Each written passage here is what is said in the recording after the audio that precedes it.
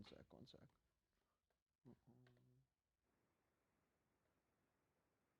In three, two, and one.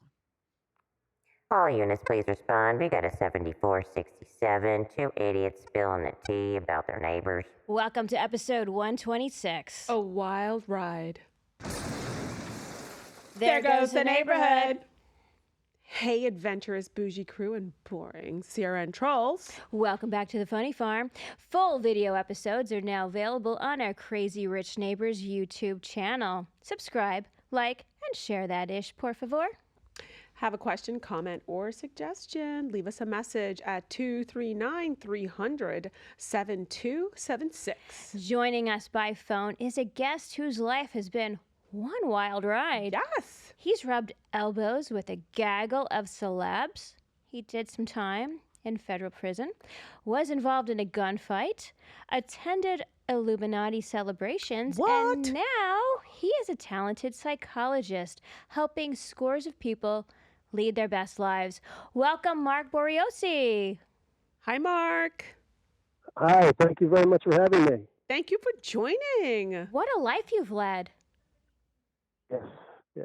Are you I at all remember everything. Are you at all tempted to write a book or a memoir Or a movie? Or a movie? I've been asked in the past to do something like that, and I got to admit, it's too much to remember, and it's almost like disconjoined chapters in a book. Sounds like you should start documenting it. I think it's made for. It's fascinating. It really is. Mm-hmm. Has your life even surprised you? It has, yeah. It surprises me all the time, actually. What's the most surprising thing? Probably my kids. Oh, and how old are they? Aw. Yeah. 5 and 3. Oh, you got babies. Did they change your world? Oh, very much so. Okay. Yeah. Did they help? Go ahead. Did they help to calm you down? No, they give me anxiety. That we get. Yeah. That's understandable. How old are you? I'm 52. Okay. So you're close to my age. I'm 50. Okay. So did you ever did you have the goal of having an adventurous life? I believe earlier on I did, and then it just sort of went. I guess I got what I wished for. Yeah. I could probably start. I was thinking about this, and I was remembering where it actually began, and it's an interesting story. It was actually college. I went to St. Leo University in Florida. And, Oh wow. Some buddies and I went to a place called Saddlebrook Resort, and which was not far from the college at all. But they were filming Edward Scissorhands. Nearby, Cool. And I was always a Johnny Depp fan, so I was sort of parked outside where he was staying, and not knowing he was even in the place Mark, I was we're at. getting a bit of feedback on the line. Oh, yeah? We are. Every time no. you speak, it gets staticky. Is it on speaker? Okay. Are you No, on a I have headset? on. Yeah. I am. Would you be able to get rid of the headset? I think that might be the problem. And Christian, can we edit at this point right here out? How's that? That's better. Yeah, much better. Can you get closer to your Good. device at all? That's I'm good. right up against good. the phone. Okay, Is that right where okay? you are right now is great. Yeah. So if you can just. Okay. So let's do this. Let's start over with your story about college in Florida. Okay. Oh, can we turn this sound off there? Thanks. Sorry. Hang on one second. There's an outside speaker with an advert running. We're going to turn that off so we don't have any interference. Okay. We're so excited to talk to you, let me tell you. I know. Oh my God, the Illuminati. I know. Okay. Couple more seconds. All right, so take it from the top, please. We're going to edit out the previous and start over with your story about college. Okay. Thinking about it, it all started in college. I went to St. Leo University in Florida, and it was not far from a resort called Saddlebrook, and they were filming Edward Scissorhands there. So I took a shot, and I went there, and I was parked outside this building, one of the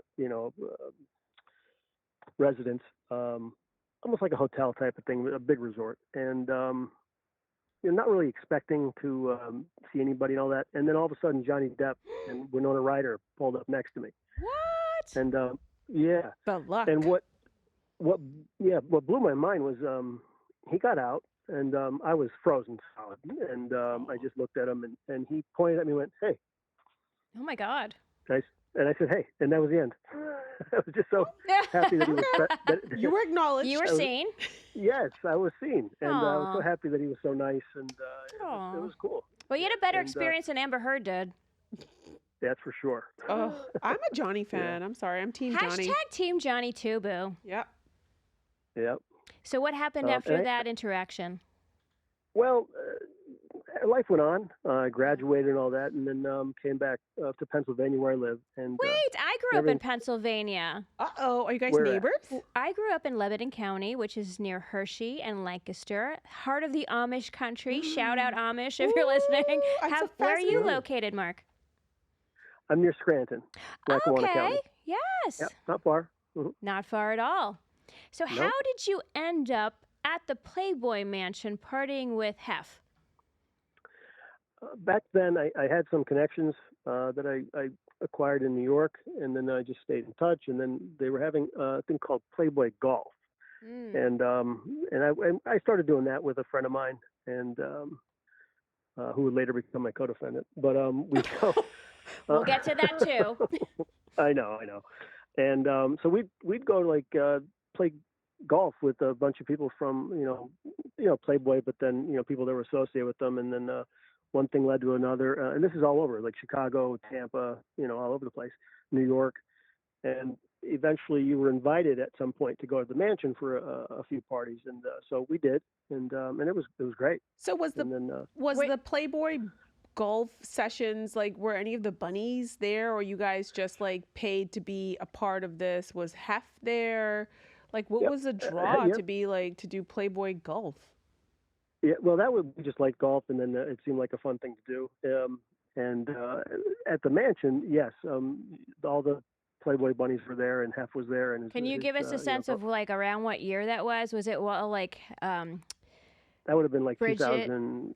Were Bridget and Holly Kendra, there? Kendra. Holly was there. Kendra was there. Yep. You met Kendra? I love Kendra. Yes. Oh my God. I gotta say, she was an absolute sweetheart. She's such a tomboy. Beautiful. Yeah, she had pigtails. She was wearing an Eagles outfit. Oh, she loves the Eagles. Very sporty. Uniform. And what I remember was, briefly talking to her and noticing her just start crying. What? Like, yeah. God. And it was when Terrell Owens walked in. Oh. And she just swooned over him when he got there. And he was he was actually nice too. Do you think he slept with her?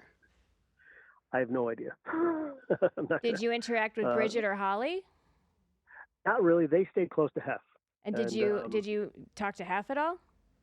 No. He was on the couch, but kind of. I mean, you could walk next, like behind him, but he had security all over the place. Oh, sure. And I think his girls were like partly security too. Now, I think later in life we found out, how insane that world was for them. See, I have this this real fascination with what happened in that mansion. And, I listened to Holly and Bridget's podcast, and they have a lot of disturbing things to say. And I've been watching the A&E specials, Secrets of the Playboy Mansion, and a lot of really dark things are coming out there too. Boo, I mean, honestly, like, I know a lot of dark things are coming out, but they signed up for that. Like, it's Hugh Hefner, it's the Playboy Mansion. I'm not saying it was right. Hopefully they weren't raped or anything. I understand like what you're saying, but a lot of these girls were, in Kendra's case, she was 19. Bridget and Holly were in their early 20s. And even though you sign up for things at that age, I don't think you fully understand. What do you say, Mark? As a psychologist and someone who sort of, interacted in this world, what do you think? Well, I would say they were groomed, largely. They probably didn't know better going in, and then it was all just, a whirlwind of probably money and gifts and attention. Well, they also, a frequent thing that comes out both on like Secrets of Playboy Mansion and Holly and Bridget's podcast is that Quaaludes. Oh, played they a drugged role in the them. group Oh yeah. sex that went on? Yeah, I would have to be drugged to have sex with Hugh Hefner. Or any I'm 80-year-old, sorry. thank you. Yeah, I Mm-hmm. mean, I'm Yeah. anti-drug, and I wouldn't Yeah. sign up at 18 or 19 coming from a little small island in the Bahamas or whatever. Like you have to know you're playing with fire. I'm sorry. Mm-hmm. I know, but if your frontal lobe's not fully developed and you can't, I can't imagine a lot of the evil that happens in this world. And, if you Yeah, don't know, and Holly even get admits that preyed she didn't on. know anybody in Los Angeles. She needed a place to live, and this Yes. gave her a place to land. I mean, it's a perfect Right. segue into how you ended up at a masked Illuminati celebration, right? And it ties into, the depths of, the The mind things that go on control below the and drugs surface and and things that we don't even have a clue about. A lot of celebrities talk about like what happens behind the scenes. Yeah. And a lot of people don't make it out alive. Look at the 27 Club, where people don't even make it past can you even talk 27. about the Illuminati? Right. I just want to say, I mean, to me, one thing that stands out is, and if you think about it, Bill Cosby was a pretty, Oof. regular fixture at the Playboy Mansion in I think the 70s and the 80s. So that has to say something. You know? Yeah. Yeah, true. You're But absolutely correct. mhm, Yeah. mhm. And back then, women didn't have the power to speak up. It was just something No, that you they're had to yeah, do to move up in the yeah, industry, to survive, to yep, Correct. eat, to have shelter. So hmm I I get mean, it. boo, outside of yeah, us, that still happens to a large extent. True. yeah. True. The Illuminati was it was really just a party that I went to. It was a private party, and it was interesting. It was like a staged event, I guess, but it was you met an undisclosed location in New York. You got on a bus pulled up for you and other people that were going, and then all the windows were blacked out, and they just took you like 2 hours to upstate New York. And when you get there, it was a giant mansion, and people wearing masks and dancing and all kinds of things like that. And then they would just do like almost like a whodunit murder mystery type of show that was immersive. So it was really cool. So maybe But it was an Illuminati theme, but not a legit Yes. Illuminati. exactly, yeah, Okay, got it. yeah, But do you think the yeah, yeah. Illuminati's real? Like a lot of these celebrities say, like they have to be initiated. Sometimes there are blood rituals, and I don't know if they're just Mhm. speaking in drug-induced states, but a Or lot they're of them, pulling one over on us. yeah, yeah. Like, what is it with I the would imagine. Illuminati? Yeah, I would imagine. I mean, there's always someone behind the scenes, and then someone behind that person. So, um, I would imagine there are things like that out there. Secret societies. And VIP type stuff that you have to be initiated and pay dues and all kinds of stuff like that. So I wouldn't be surprised if there isn't things out there like that. Yeah. And probably like the most powerful in Hollywood are controlling this, because if you see how powerful sororities and fraternities are at universities, right? And the Hmm brotherhood and sisterhood, and they look out for hmm each other. I'm sure there's a pecking order and somebody pulling the strings at the top of the celebrity food chain too, Sure. right? It was Scientology for quite a while, but I think they turned the light on that a little bit, where there's people now questioning what that is now as far as significance. But I mean, anything that starts with an alien being dropped into a volcano is going to make me I sort of know. scratch my head. Yeah. Yeah. Yeah. That is true. And I heard like Tom Cruise is actually moving a little bit away from He Scientology hasn't as been well. seen at a Scientology Really. center in 2 years Hmm plus. Probably because of all hmm the negative stories coming out by the other Sure. celebs spilling the Well, tea, then right? hmm also, like what happened to Shelley Miscavige. It's like she's hmm married to David Miscavige, the leader of this Church of Scientology. She's not been seen for years. And now hmm even David Miscavige hasn't been that public Hmm. lately.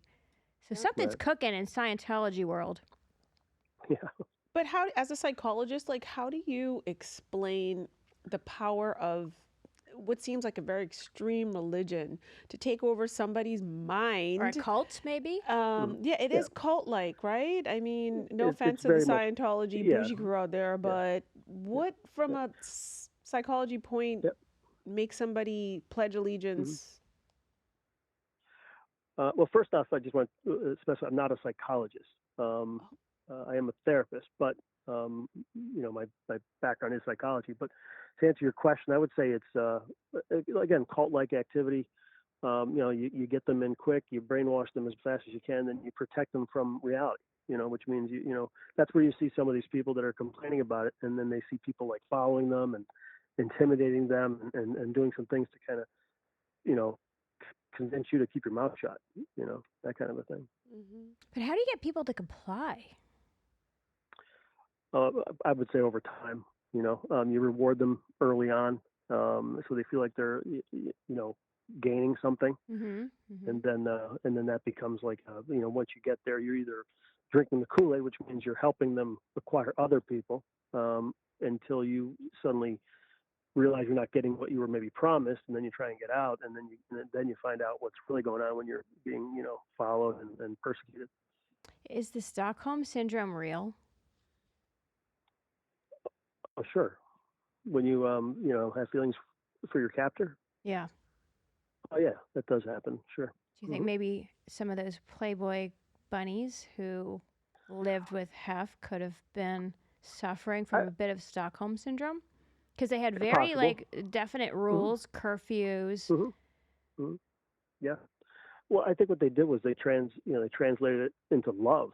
While Right. they were in love for Hef. I mean, I think even the girlfriends that are like have podcasts now at one time would have said he was it. He was my guy. I would have done anything for him. And then when there's a kink in the armor, then everything starts coming out. So does that result in cognitive dissonance with the person who was attached to their captor? As far as like a separation. Well, the dissonance arising from what they thought they believed and the harsh reality that was all false. Right. Mm-hmm. Yeah. Once you get past denial, and that's what's usually keeping them sick is, they don't know the truth. They can't see the truth. They can't see reality. And to the point that they'd probably pass a lie detector test. So then when you break through that, reality hits hard. It comes down pretty hard. And then, it's like your eyes are opened. And then you get a lot of regret, remorse, guilt, shame. All those things come flying in. Mm-hmm. Thankfully, they seem like stronger women now. And they've right? triumphed. More They've all gone on to independent. have normal lives and find people Yeah. that They didn't fulfill them. give up, commit suicide, Thank I'm God. sure they're probably still struggling. It's a work in progress, Well, right? look, Mental health. Holly will admit to trauma. Yeah. Yeah, there's definitely trauma there. And then, once you work through that to some degree, then you do find strength in it. If you think about it, the obstacle is the way. We strengthen through our struggles. Very true. How do you work through trauma, in your opinion? It depends on the trauma, if it's acute or chronic. If it's something recent, then you could, like the death of a child or something like that, then you accept the fact that you're never going to get over it. You just have to get through it. Mm-hmm. If you're religious, it's easier because then you could, imagine your loved one is somewhere safe and secure, and then live in their honor to some degree. But it's definitely not easy. Chronic's a little different. If it's like childhood trauma, something like that, you've been working on for a long time, kind of ignoring it for survival, and then you get through it. Now there are some techniques in psychology that are used to make that a safe thing to look at and then get through it, EMDR and brain spotting, things like that. Does the EMDR actually work? And can you? What is that? Yeah. Tell everybody what that is first. EMDR. Yeah. Eye movement. What is it? EMDR. Eye movement desensitization randomization. You kind of move the eyes back and forth. Like this? It's my understanding that you follow like a thing on a program, and don't you talk through your trauma as you your eyes are moving with that target? Yeah. Yep, that's what happens. And then and there's bilateral either tapping or bilateral sound. Prince Harry does that. I that. think the tapping. Like I've seen him do this. Well, it ain't working. For Prince Harry, Sorry, because he's like big into tapping, and it was the first time that I saw it, and everybody like ridiculed him for He gonna be tapping a whole lot in the future, boo. But like this, he was like this with the eyes closed and tapping shoulder to shoulder, head to head, like tapping. Well, God bless him. He had childhood trauma from losing his mother in a very tragic accident. Poor guy. Absolutely. That could be a leftover tick or something like that. But I'm very interested in the eye movement desensitization and the success rates it has for trauma, whether it's childhood or otherwise. Yep. And then brain spotting is very similar. It's using the eyes, but you don't go back and forth. You just find you go back and forth until either you or the client finds what's called a brain spot, and then you just focus on that. Wow. And then it assists in reaching the limbic system of the brain to try and get a clear sense of what happened and what's going on and get through it. It's fascinating. How important is forgiveness? Like trying to forgive to move forward. How, as a therapist, like how important is it for you to forgive the person that caused you pain to move forward and heal? Is it possible? It's pretty important, but it's not about forgiving the other person necessarily. It's about, having that sense of forgiveness for yourself. So it's like, I forgive you for me, Right. It's a selfish thing and a good selfish thing. Not, I forgive you. Right. It's all good. Let's be besties. But you forgive them and let it go. You can forgive them from a distance. Yes. And in many cases, that's what you need to do because contact will only reopen the trauma. Right. I'm not saying forgive and be like everything is all good. I'm just saying to forgive for like you said, for yourself. To say, I release you. This happened to me. Right. Otherwise, what happens is if you don't do that, then the abuse or trauma that was caused is still happening, but you're the one doing it to yourself. Absolutely right, Mark. Absolutely. We cannot be complicit in our own abuse. Bougie crew. Period. End of story. Especially as an adult, as a child, you don't understand what's happening, and you don't have any control over your environment. As an adult. The responsibility is yours to either condone it and continue or stop it and heal. One of the toughest things is working with someone who has childhood trauma and they forget that they were a child. So they're judging themselves based on what they know now and how they feel now. Like, why would I do that? And it's like, you got to let that go and think like you did when you were a child. Well, you didn't know. Correct. So forgive yourself for what you didn't know. And if that person was an adult, you thought you could trust adults when you're a little kid. Right. And the blame's not yours. And it's amazing, like things that happened to you as a child, like it so carries on into modern day. It carries over into your marriage or your relationship. Everywhere. And then you just, if you don't process it, acknowledge it, work through it, you don't realize why you do things. But a lot of people perpetuate it because they don't heal. And that's the big tragedy, in my opinion. Yeah. What do you think about intergenerational trauma? Is that a thing? Is that real?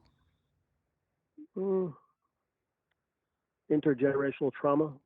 There is a theory in that the trauma that experienced, let's say, from your great-grandparents travels in your physical self to you. And unless you make an effort to heal it, it will continue to wreak havoc on you, even though it was a trauma that happened a generation ago or 2 generations ago. And I'd just like to add, before you even respond, that like scientists have proven that we are imprinted with the genetic code of like 14 generations ago, right? If things carry memory, they act based on memory. This kind of lends into the fact that generational trauma can continue to persist within our beings, right? Yep. That's where my mind was going, which is, can trauma change you physically? And what say you on that? I'd say yes. If you experience trauma, you could have so much anxiety, stress that something about you changes, and it becomes you. And then how are you not going to pass that on to future generations? And what a shame, Yeah. The issue is how does that, like, say your grandparents or great grandparents had an issue and you now are presenting with symptoms of it. How do you know what happened to them? How do you know what to even work on? So you got to sort of delve in pretty deep to just see what's wrong. Let's switch gears a little bit. What happened to have you end up in federal penitentiary? Well, a friend of mine and I who we're no longer friends. He actually passed away a few years ago. But My condolences. no, that's okay. And we were awarded a contract by the local government to start a third-party administrator for workers' compensation claims. And it started out wonderful. I mean, we had the best of everything, best software, best, we were totally, 1,000% legit. The issue is that, my partner and I were 50-50, and then he wanted more. He started getting greedy. So he kicked me out of the company, but he couldn't run anything without me. So we came to the decision to start an investigative company that I would run, and then he would pay me to investigate claims. And then it wasn't long. Now I could never get licensed as a private investigator, but that didn't stop us. And that was error number one, because initially we were going to do everything legit. Couldn't get licensed, but we said let's do it anyway. We had this gray law, which is like, it's like the Detective Act of 1957, which we thought would, protect us and all that, and it was nonsense. But so I went out and I got all kinds of stuff I basically had an investigative company. I had all kinds of cameras and microphones, all kinds of crazy stuff. We kind of love that sort of stuff. I actually do. Yeah, it was like, oh, this is fun. Yeah. Yeah, so I enjoyed that part of it. Now I was just trying to make it real. I was even talking to some state troopers and some other police officers to partner up with me so I could get licensed. That didn't work. And then we just continued to go. And then he would just pay me taxpayer money to investigate claims, which we weren't doing because, because I wasn't licensed, I can't testify in court anyway. And then he couldn't afford to have the office anyhow. So that was just one piece. That's how I was getting paid. So that was like a negative thing from my end point. He was just bilking the taxpayer money. So every month he would ask me to write him a check from the account because he didn't know how to do the checks, only the computer. So I would just cut checks for all the claimants and providers or vendors. And so he would say, cut me a check for this much, 10 grand here, 10 grand there, 5 grand, 10 grand. And then in I think it was April or May of 2007, he just thought, we're never going to get caught. We're doing fantastic. Everyone's happy with us. Cut me a check for $100,000. And the chances of hiding $100,000 from the taxpayer is pretty slim. And because this was so politically motivated, once the election came, Stevie Wonder. Could have seen that coming. Oh no! Yeah, if you knew where to look, which was at that point anywhere. Wow. And so then because it's taxpayer money, wouldn't it be on a publicly accessible database?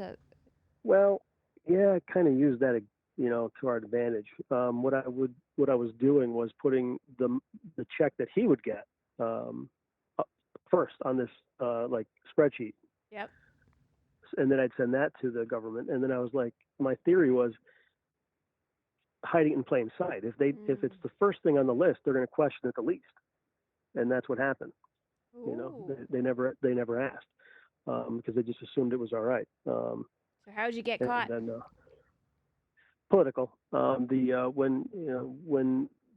the commissioners were running for re-election and all that, the opponents had a hunch that something was wrong. Wow. Now, if you knew my co-defendant, there's always something going wrong with them. So you just have to look at anything, and you're going to find something. And so then they just started looking, and then it got deeper and deeper and deeper. And they were going to the office one time, and there were 2 FBI agents in my office, and then next thing I know, there were 15. Ooh, holy smokes! Whoa! Yeah, it was like being in a movie. There's like Tahoes everywhere and all these vehicles and stuff like that. Oh my God! Then, how long did you go in for? Just 10 months. Oh, okay, that's not that bad. What was that experience? What was that like for you? I admit it wasn't bad. Where did you serve? At all. Schuylkill County, Minersville. Yep. Yeah, it really wasn't bad, and I know why. I was compared to the life I was living doing that stuff, I was miserable all the time, you know. Oh. And so this was kind of like A break. freedom. Wow. Right. Going to prison was like freedom. It's kind of crazy, but that's really how it felt at the time, because I was like, well, my God, I'm done. Like I don't have to talk to this guy again. You know, I'm out of it. You know. So is And being incarcerated was in a way freeing? Is that a yeah, fair statement? Absolutely. Compared to the life I was living, yeah. Okay. Because I was on call 24/7. I was newly married. So I never had any time. It was just constant stress. Did your wife stand by you throughout No, prison? she left when I got in trouble. Oh, Okay. Mark, we're sorry. Yep. But did you get clarity and like plot the next phase of your life in jail and how you would want that to be? Like how'd you spend your time? Surprisingly, not really. I kind of, it's funny because looking back, I kind of used what I teach now, which is, again, the answer to all our problems is acceptance. So you just accept where you're at and what you have to do, and you don't look at tomorrow. You forget yesterday, and just keep your head going. And it got like relieving. So I would spend my time, talking to friends. I picked up the guitar while I was there. Playing, I mean, it was a low security, prison, so it wasn't bad at all, and like looking back now, the pain of prison is really what you leave behind. What do you mean? The life you leave behind outside, or what? Like kids. Oh. That's the one that goes to me now, because it's the people you leave behind. It's things you're going to miss. Yes. While you're Birthdays there, and all that stuff. So I let go of everything. I didn't have anything when I went in. Like I had no emotional attachment. Yeah, so it sounds like you hit rock bottom. In a way, yeah, and which is again freeing, because then you can start from scratch and go up. Yeah, you get, there's nowhere to go but up. Literally. Right. So so that was it. I used to, like, now I have my 2 kids now. I can't imagine being away from them. 10 months. Well, when you know better, you do better. Yes. Right. Exactly. So and I used to watch my friends, who would have to say goodbye to their kids every week, when they visit. And they'd be like, how do you do wow. that, I can't imagine. Yeah, that's rough. Yep. All right, how did you end up at a gunfight? That was again with the same gentleman before we had that company. He was not a good friend to you, by the way. I know, right? Thank God. I hope you're not friends with this guy anymore. No, he died a few years ago. He died of God rest his soul. Bye. Yeah, esophageal cancer in prison. So they actually called me. The government called me and said, your friend is dying. Would you? He's requesting a compassionate release to die at home. I said, yes, please give it to him. Did he get it? Good. He got it. He went home and passed away at home. So I was happy I'm glad about to hear that, because yeah, me too. People deserve that. No matter what you did, at the end of your life, you deserve. Well, I don't know. Depends on the crime. Okay, fair enough. If you killed somebody I love, you deserve to die. Okay, fair enough. I can get Hang, it. I can bitch. get behind that. I can get behind that. So back to the gunfight. How did that unfold? That was just a silly thing that was unexpected at the time. But this guy owed me money down in Florida, so Florida, of course. Yep, in Tampa. We went down to Florida, went to his house, and just it was crazy. We didn't have any guns. I did hire a couple of security guards to go with us for protection. So you had a hunch that things could go south, right? Yeah, I had a hunch. Yep. And we get there, and my buddy goes racing after the guy, runs in the house, and then he pulls a gun on him, and he's like, it was so silly. They're dancing. I mean, if you think about it, it's like, they're almost in sync, dancing back and forth, trying not to get hit by a bullet, but nobody fired a single shot. Now my friend didn't have a gun, but the security guards did, but they never even drew their weapons, and then the police came, and they talked to our security guys, and they just let us go. What? Because I think the guy that we were visiting, I think had a reputation. He's in prison now. I mean, for ripping off from Nigerians or something like that. Oh, like $7 Lord. million, something like that. But, what did you learn from that experience? Oh man, don't get involved with Italians in fur coats. Easy. I'm half Italian. yeah. No, I think he is too. What's your heritage, by the way? What's your background? You spell your name like Italian. my German husband. Ah, Italian. okay. Bariosi. Yeah. You and I could be cousins. Yes. There you go. Yeah, my father's name was Guido. No. Both Yeah. of my great grandfathers, straight from Italy, were Franks on either side. Franks. There you go. Okay. Yep. So we're going to take a quick break. So, y'all, after the break, more with Marc Boriosi. Welcome back to Crazy Rich Neighbors. While we're on the topic of Italians, So, what gangsters have you met? besides Crazy Rich Neighbors people, Well, that's some funny things because looking back, my friend always wanted to be a gangster. He wasn't, but he always wanted to be Fake when gangsta. people would. was he What's that? Italian or did he wish he was Italian? He was Italian. Okay. But he would be like. We went to a thing called the Big Smoke up in New York. I've heard of that. Javits Center. It's a giant cigar Yeah. convention. So we went to that, and then he's walking around, and there's a few actors there that were on The Sopranos. And we were saying hi to them and stuff. And then we're walking around, and he starts getting ticked off. And he's like, everyone here is looking at me funny. And it's like, Uh-oh. Why? and he's like, it's like they're out to get me. These other guys are like, are we being followed? The feds are out to get me. That's some major paranoia. I know. I said, what are you talking about? And he goes, well, they always treat me like I'm Tony Soprano or something like that, And here I am laughing because my friend, he drove a giant white Escalade. He had a big gold and diamond Rolex, and he smoked giant cigars. I wonder why. I mean, that's subtle. I mean, he was literally being Tony Soprano, and then shocked that people were like showing him attention. So it was kind of Tony Soprano was glorified, though. He really was. I mean. Oh yeah, he yeah, was- yeah. Yes. Yeah. So the old thing is, when I was young, I wanted to meet some real gangsters. So, as it turns out, I found out the best place to meet them, federal prison. So, Oh, That makes sense. Yes. That tracks. Yes. So I had a couple of friends in there that were, Gambino, and a few other guys. Did they operate out of Philly or New York? Who? The gangsters you met in prison. New York. Okay, York, I yeah. only asked because Yeah. I have a cousin who fancied himself As a gangster. as a Italian mobster, and he did a little bit of time, and I think he dabbled in some Philly shit. But let me tell you something Okay. here. South Florida has a very rich gangsta history. Yes, do you know Skinny Joey Merlino? Oh, girl, I'm trying to get shot. I'm going there. Yeah. Okay. Okay. Yep. I want to talk about this no more. Okay, we're shutting that down. But let me tell you, you can go into certain places around Boca and you can see when it's a sit down. I've seen it. There's still modern sit downs happening right here in certain restaurants right here in Boca Raton. Okay, yes. And you giving me the stink eye? It's the truth. I don't go there. I just see a sit down and I never go you shut back. me down and you just said that? I never go back. Well, I don't want to talk about skinny. if we die, it was not suicide.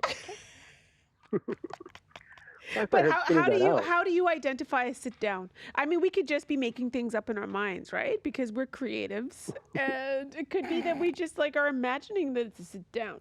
How do you tell 100% that it's a real sit down?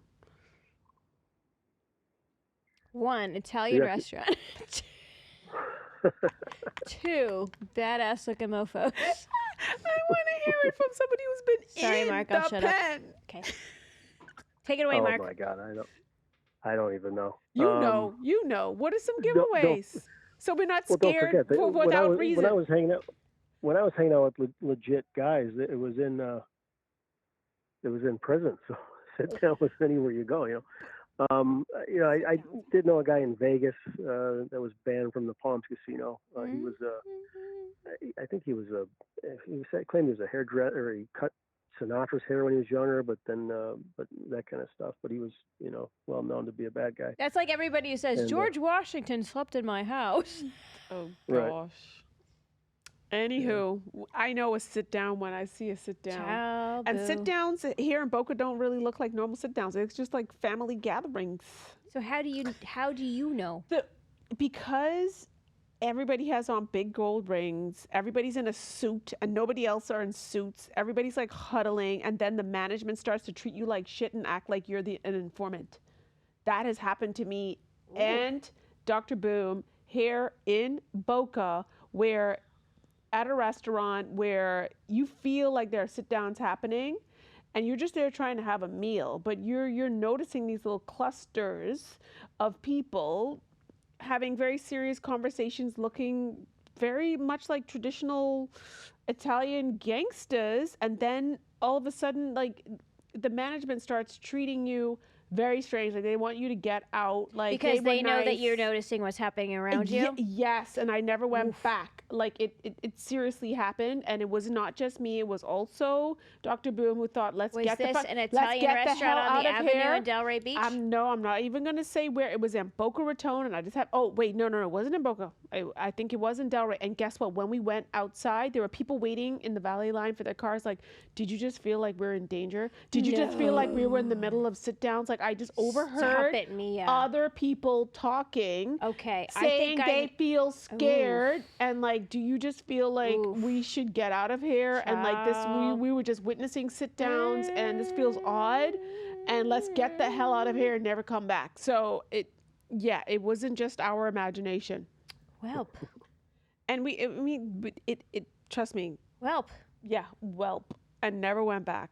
And it was not just us. People like, are you happy you're getting out of here alive? Like, literally. What the hell? Like, I felt like if we don't get out, like, it could be shot up at any moment. Like, it was that intense. It was such a vibe to you. Like, I'm not even. Was that recently? This was not recent. This was not recently. I haven't been back ever since. We'll talk offline, but yes. Okay, let's switch gears into therapy land. Okay, Mark? All right. What All right. brought you to therapy? Or into the realm of therapy? And what's the difference between therapy and psychology? A whole lot of school. Okay. Fair enough. Yep. My father brought me into this world. He was a psychiatrist, and so when I went to college, I went for psychology, and then I had a whole mess of time where I denied that part of me, and I was on Wall Street for a while, and stockbroker, mortgage broker, things like that. Hated that life, and then I was the workers' compensation thing. And then when I got, right before I went to prison, when I was waiting to go, I got into the mental health industry, working with individuals with developmental disabilities, Down syndrome, some autistic things.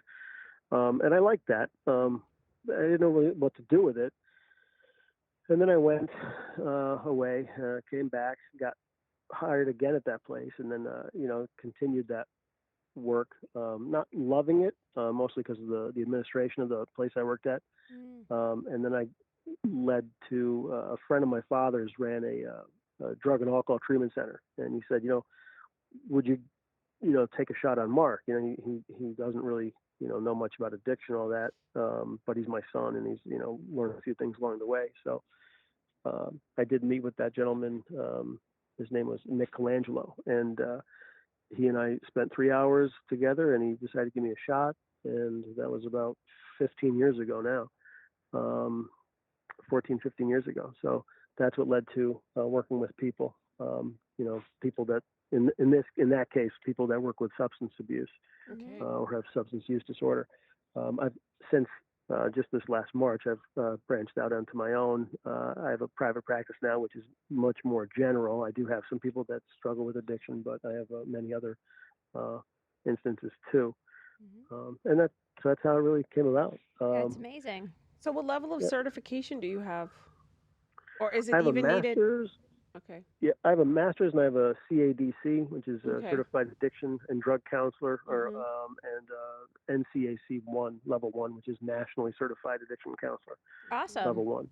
Good for you. And I'm also working on getting certified right now with hypnotherapy, which I really, really enjoy. Yep. Oh, can you hypnotize us, like? Can you hypnotize, remotely? Over Zoom or something like that? Yeah, of course. Maybe we can do a show. Can you hypnotize us right now? It's a little difficult. Okay. Can we do another session where you hypnotize us? Sure. Okay. We will talk offline. Part two. We'll talk offline. We'll Okay. set that up. So I think All you also talk about in your bio that I read self-reinvention. Yes? right. Mhm. So do Yeah. you have some easy tools that our listeners can implement? Because me and I are huge Yes. believers in reinvention. Yeah. Mine has always been, it seems, out of necessity. Um, where I've had to reinvent myself because everything else kind of fell apart, or I just changed gears. Well, it's like And it me and worked I out were well. talking earlier that stuff happens for you and maybe not Hmm. to you. And isn't the human spirit meant to reinvent and evolve and have new Yep. Yep. experiences, new goals? It's not like Yep. you achieve it and then that's it, right? Then you want something else. That's the beauty of having the gift of life on earth, right? Yeah. I think that's excellent. Yeah, I do like looking at it like things are done for you. It's almost like you didn't fail, you just learned something you're not good at or didn't like. It's all So you, feedback, you, right? you right. It's all useful. Yeah. Um, But so what's something like a first step somebody can take on their journey to reinvention? acceptance would be a big one. It's a pretty common thing for me to bring up. But if you get there, the trouble is sometimes people don't know they need to change until they suffer some kind of pain. Yes. But the first part would be a desire. I think before people are going to change, they have to accept the need to, and then do the work in order to change. Neural pathways and things like that, to start a new routine and get going. So say me and I have accepted that there are some things that aren't working for us that we need to Hmm. change. Is there an exercise or something we can do as step one toward that reinvention of ourselves? Well, if you've already accepted the need to, then you're already on your way. Mm-hmm. It's now you just need a roadmap of how we're going to get from here to there. So I would jot down what the issue is, and then structure a plan, to get you where you want to be. And what does that look like? So how do we overcome self-defeating thought patterns? Because I think that holds people back from reinventing or moving to the next phase or Oh, sure. achieving goals, right? Yep. Top of my head, that would be a good one for hypnosis, and hypnotherapy, because you're basically just saying, that you're struggling with getting out of your own way. You know, True. so something keeps popping up Self-sabotage yeah, is real. absolutely. Yep. So, why is that happening? And then let's change that pattern. Yeah. And it could, obviously it could be from a subconscious standpoint, which the subconscious never wants to hurt us. It always wants to work in a positive way, but sometimes the remedy becomes the problem, over time, and then it becomes a habit, Can so you that's where I explain say a little neuro. bit? Can you expand on the remedy becomes a problem? What does that look like, or how do we identify that's what's happening to us? Oh, well, I'm not really saying it is. I have to talk to you longer than this, but as an example, like, let me try and think. If all right, let me think. Look, how am I going to put this? If someone is like socially anxious or doesn't want to speak, so they get in the habit of never going out, right? Okay. And you know, their isolation isn't the problem. The isolation is protecting them from the fear of public speaking. Yes. You understand that? Yep. So it's like, so it becomes the remedy became a problem, but the subconscious isn't aware that the subconscious is just doing what it needs to do to protect that person in a positive sense, not realizing that it's having a negative effect. Got it. That makes sense. So what's Good. the name of your practice and where are you located? My practice is located in Peckville, Pennsylvania. It's Hope and Healing Counseling Services, and there's about 6 other clinicians in the office with me. Yeah. Do you offer online sessions if any of our listeners would like to reach out to you for help? Sure, I do. Awesome. Yep. Would you like to share your contact information and or your social media for them to get in touch with you? Yeah, sure. I have a Facebook business page now, just called Therapy with Mark. MARC, by the way, Bougie Crew. Correct. Yep. And my name is Marc Boriosi. My email is boriosi@gmail.com. And my phone number is 570-903-1515. Marc Boriosi, it's been a real pleasure. You have had one heck of a wild ride. And thank you so much for being so open and honest with your life. You should your document journey. it so You you don't really forget should. anything. Please write it's a memoir. Story. Yeah, it's a story of triumph, right? It really is. Yeah. Thank you so much, guys. Thank you. you. Okay. Appreciate your time. Take care, Mark. Thanks. Bye-bye. Bye. Take care. Bye-bye. Bye-bye. Lord have mercy. What a life he's lived. I know. Talk we about didn't even get into reinvention. we didn't get into most of the celebrity interactions that he's had in his life either. Things, but he's healed himself and now he's doing good. And he's helping out other people. 100. Get over themselves and addictions and shadows and pains and self-limiting thoughts, which we all suffer from. Absolutely. I mean, self-sabotage, it's so hard to Bougie Crew, we're our own worst enemies. Yeah, literally. Yeah. Literally. Yes. So, on to my stale Bougie Bible pick this week, you guys. It's Basecamp. And when you're multitasking clients and projects and what have you, Basecamp is a lifesaver and it's cost effective, okay? If you guys haven't checked it out, basecamp.com is the URL.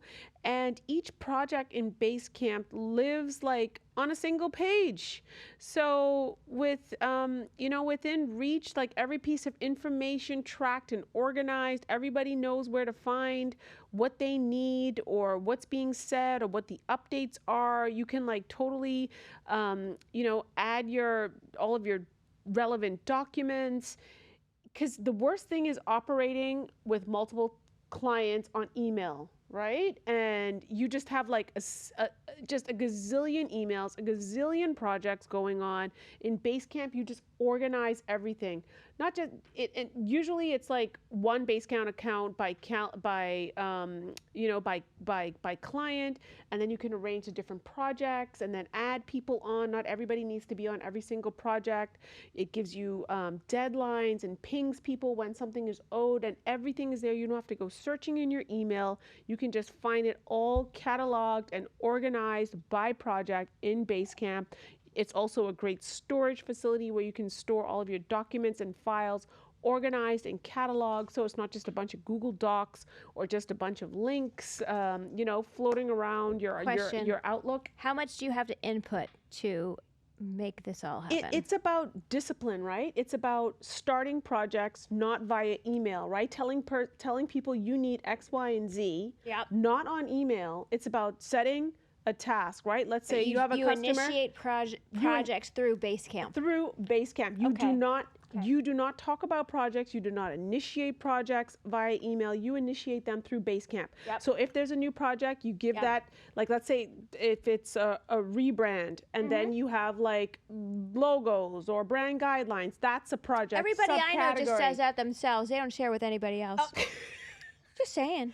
But in Basecamp, you have everything there, and under, you can have different, under one main project, there are different subcategories, and everything there is just cataloged. You can go back, see what's due, see the evolution of the project, and it's not just all clustered in your email, which is a total cluster F. Mm-hmm. Okay. What's the cost? It's cost effective. Okay. It is, super ideal for freelancers and startups and smaller teams. It's literally 15 users per month.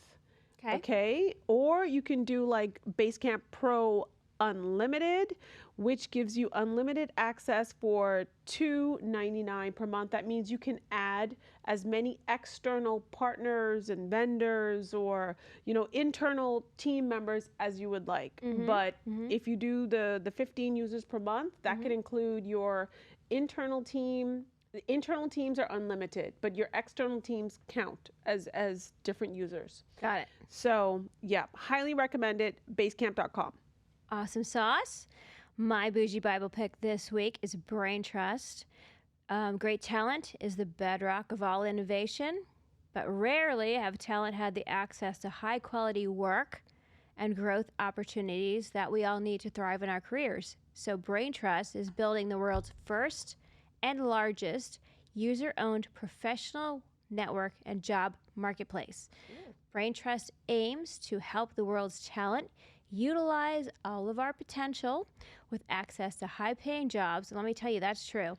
Ownership through the Brain Trust token, transparency, and opportunities for learning and growth. So I've been looking to add clients to my pool in my own marketing consultant business. Brain Trust has been great in that it brings very well-paying gigs to my attention. Is it like the new age LinkedIn? I found it on LinkedIn, but to me, it's better than LinkedIn in that the interface is much easier. Ooh. You also get Brain Trust tokens when you apply for gigs, when you recommend somebody for a job. If you recommend someone for a job and they get hired, you get 1% of their pay.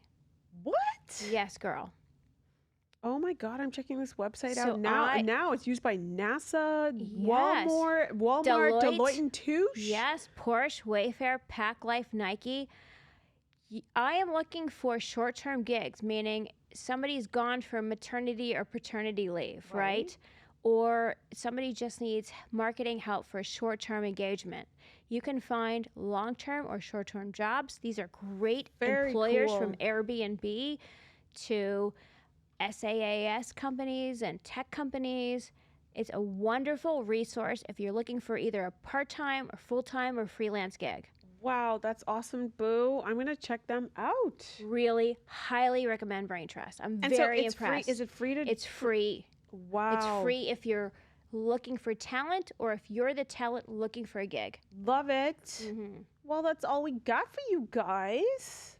Share this ish with your favorite bad bitch, y'all. Follow us on your favorite podcast platform to never miss an episode. Follow us on the gram at Crazy Rich Neighbors or Facebook at CRN Podcast. Email us at info@crazyrichneighbors. Sponsors. If you want to work with us, let us know. Hit us up. If you have a story idea, want to rat on your own neighbor anonymously, hit us up with an email. And remember, go ahead, Boo. If you have to ask who your crazy neighbor is, it's probably us! It's Bye, you! Bougie Chris. You! It's you, Boo! It's you! I called it. It's so Love you. y'all. Love Be you. good. I love you, Boo.